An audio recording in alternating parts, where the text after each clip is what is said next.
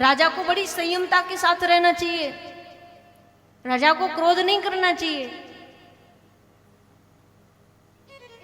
अगर कोई निर्णय लेना है, अगर कभी राज्य में ऐसी परिस्थिति बन जाए, और ये केवल राजा के लिए ही नहीं, हर घर के मुखिया के लिए ये नियम है, क्योंकि हर घर का मुखिया अपने घर का राजा होता है।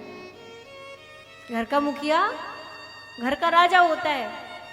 तो अगर कभी घर में ऐसी परिस्थिति बने, कोई विषम परिस्थिति आ जाए, तो उसको बड़ी सोच समझ करके काम करना चाहिए, क्रोध नहीं करना चाहिए।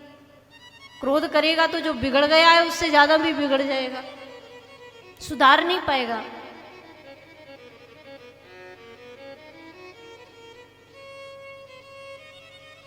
इसलिए घर के मुखिया को सबसे पहली बात संयम रखना चाहिए।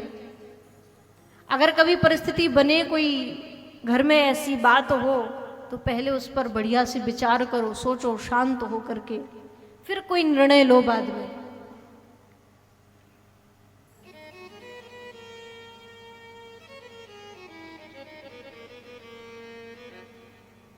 आजकल आधे घरों में लड़ाई तो इसीलिए होती है महाराज, बात पता नहीं चलती है, और बिना बात पता चले ही अगर घर में देखा कि कुछ सास बहू में हो रहा है, झगड़ा चल रहा है, ससुर जी वैसे बीच में कूद पड़ते हैं। अपनी मर्यादा अपने हाथ में होती है। अगर आप ज्यादा बोलेंगे, आप ज्यादा किसी पर अपना अधिकार जमाएंगे, तो ध्यान देना वो अधिकार आपका छिन जाएगा। कैसे? क्योंकि आज के समाज में लोगों को सुनना कम पसंद है, सुनाना ज्यादा पसंद है। सही कह रही हूं? सुनाना ज्यादा पसंद है, सुनना कम। वो घर का मुखिया तो कभी सुन ही नहीं सकता। हम क्यों सुने? हम परिवार को कमा कमा करके खिलाते हैं, और हम सुने किसी की? हम दबके रहे, नहीं सुनना चाहते।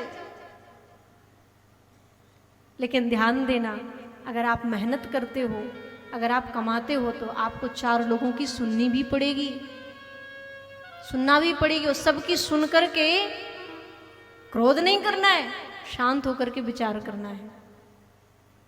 ठीक है भाई, मैं तो अपना कर्तव्य पालन कर रहा हूं। तो घर के मुखिया को क्रोध नहीं होना चाहिए। बड़े शांति से, सहजता से अपने मन को समझा करके क्रोध को शांत करें, और फिर निर्णय लें।